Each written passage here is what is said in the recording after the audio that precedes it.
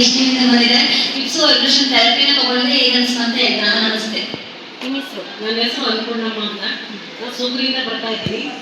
ನಾನು ಇವತ್ತಿಗೆ 83ನೇ ದಿನ ಬರ್ತಾ ಇರೋದು. ಇವತ್ತಿಗೆ 83 ದಿನ ಆಯಿತು.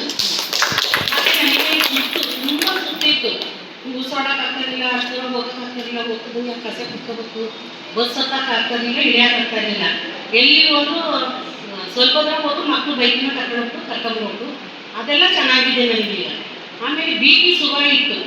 ನನಗೆ ಶುಗರ್ 109 ಇತ್ತು. ಮೊದಲೇ ನಾನು ಸೆರಕೆಗೆ ಬಂದು ಥೆರಪಿ ತಗೊಂಡು 1 ತಿಂಗಳು 15 ಸಾವಿರ ಟೆಸ್ಟ್ ಮಾಡಿಸಿದ್ವಿ. ಟೆಸ್ಟ್ ಮಾಡಿಸಿದಾಗ 130 ಬಂತು.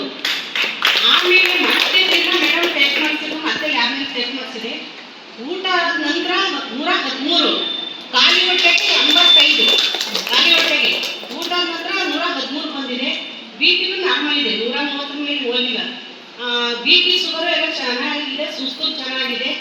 ಮತ್ತು ಏನಂದರೆ ನೋವು ಅಂದರೆ ಮಂಡಿ ನೋವು ಸಡನ್ ಹೋಗಲ್ಲ, ಆಗ್ತದೆ ಸ್ವಲ್ಪ, ಅವು ಪರವಾಗಿಲ್ಲ.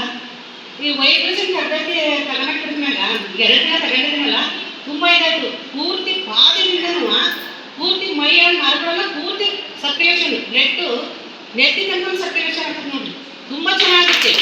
ಅದು ತಗೊಂಡ್ರೆ ಹೇಳ್ತಿರಪ್ಪ ಅಲ್ಲಿ ನಾನು ದೈವ ನಿಂತ್ಕೊಂಡು ಏನು ಆಗಲಿಲ್ಲ. ಆವಾಗ ಭಾಳ ಚೆನ್ನಾಗಿತ್ತು.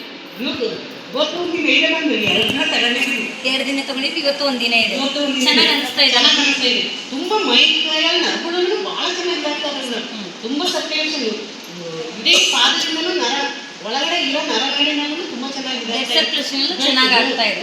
ಇಲ್ಲಿ ತನಕ ಬಂತು, ನೆತ್ತಿ ತನಕ ಪಾದದಿಂದ ನೆತ್ತಿ ತನಕ ಇಡೀ ಮೈಯ ನರ, ಕೈ ಮೈಯ ನರಗಳು ಬ್ಲಡ್ ಸರ್ಕ್ಯುಲೇಷನ್ ಚೆನ್ನಾಗಿ ಆಗ್ತಾ ಇದೆ. ಹಿಪ್ಸ್ ವೈಬ್ರೇಷನ್ ನಂಬರ್ 1 ಅಂತ ಹೇಳ್ತೀರಾ? ಚೆನ್ನಾಗಿದೆ. ವೈಬ್ರೇಷನ್ ನನಗೆ ತುಂಬ ಇಷ್ಟ ಆಯಿತು. ಅಮ್ಮ, ಅದೇ ರೀತಿ ಇವಾಗ ಟ್ರೀಟ್ಮೆಂಟ್ ತೊಗೊಳ್ಳುವಾಗ ತುಂಬ ನೋವಾಗುತ್ತೆ.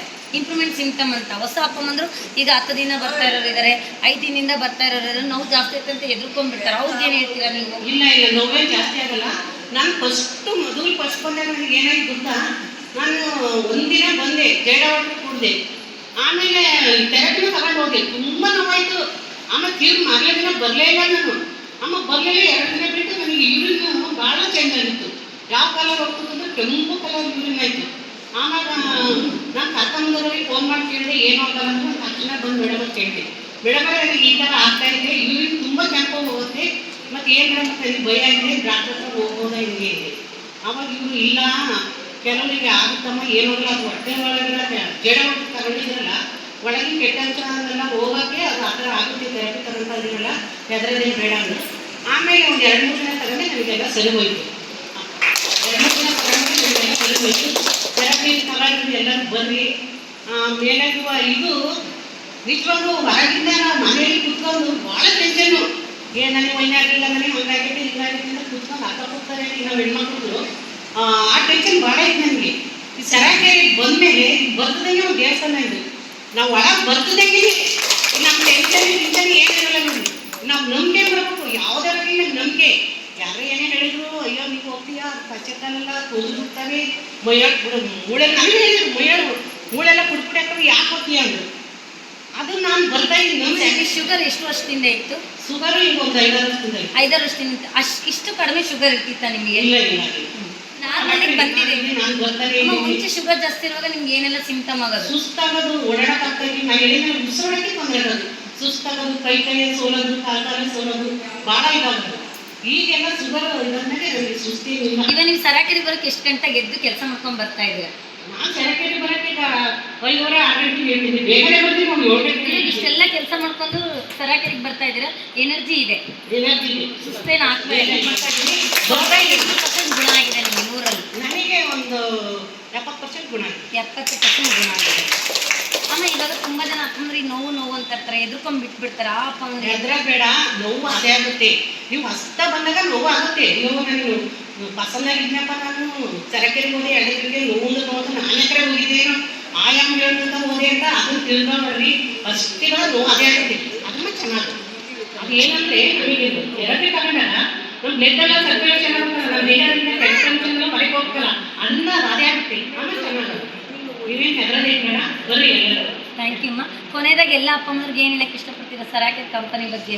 ಸರಾಕೆರೆ ಕಂಪನಿ ಒಳ್ಳೆಯದು, ಬರ್ರಿ ಎಲ್ಲರೂ ಥೆರಪಿ ಈ ಥೆರಪಿ ತಗೊಂಡು ಹೋಗಿ ನೋಡ್ಕೇಳ್ರಿ ಎಲ್ಲ ಇದು ಮಾಡ್ರಿ. ಅಂದ್ರೆ ಇದು ಒಂದು ದೇವಸ್ಥಾನ ಭಾಳ ಬರ್ತದಂಗೆ ಟೆನ್ಷನ್ ಗಿನ್ಷನ್ ಏನು ಇರಲ್ಲ ನೋಡ್ರಿ. ನಿಜವಾಗ ಚರಕೇರಿ ಬರ್ತದಂಗೆ ಏನೋ ಒಂಥರ ಮನಸ್ಸಿನ ನೆಮ್ಮದಿ, ಭಾಳ ಮನಸ್ಸಿನ ನೆಮ್ಮದಿ, ಭಾಳ ಇದು.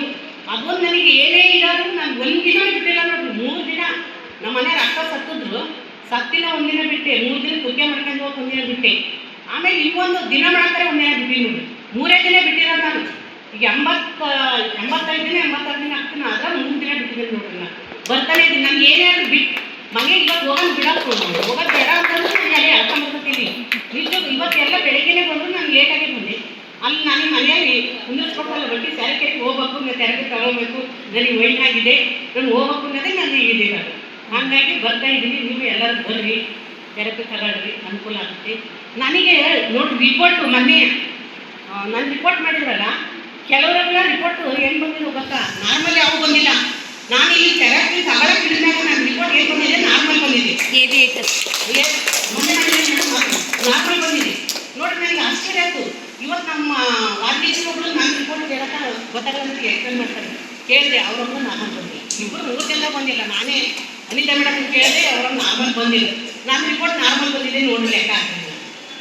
ಈ ಥೆರಪಿಯಿಂದಲೇ ನಾರ್ಮಲ್ ಬಂದಿರೋದು. ನಾನು 2 ತಿಂಗಳು ಥೆರಪಿ ಬಂದಿದ್ದೆ, ಆ ಥೆರಪಿಯಿಂದಲೇ ನನಗೆ ನಾರ್ಮಲ್ ಬಂದಿದೆ. ಹಾಗಾಗಿ ಎಲ್ಲರೂ ನೀವು ಬರ್ರಿ. ಯಾರು ಏನಾರು ಹೇಳ್ತಾರೆ ಅಂತ ಯಾವುದು ಕಿವಿ ಕೊಡ್ಬೇಡ್ರಿ. ನೀವು ಬಂದು ಥೆರಪಿ ತಗೊಳ್ರಿ, ನಿಮ್ಮ ಆರೋಗ್ಯನ ಕಾಪಾಡ್ತೀವಿ ಅಂತ ನಾನು ಹೇಳ್ತಾ ಇದ್ದೀನಿ.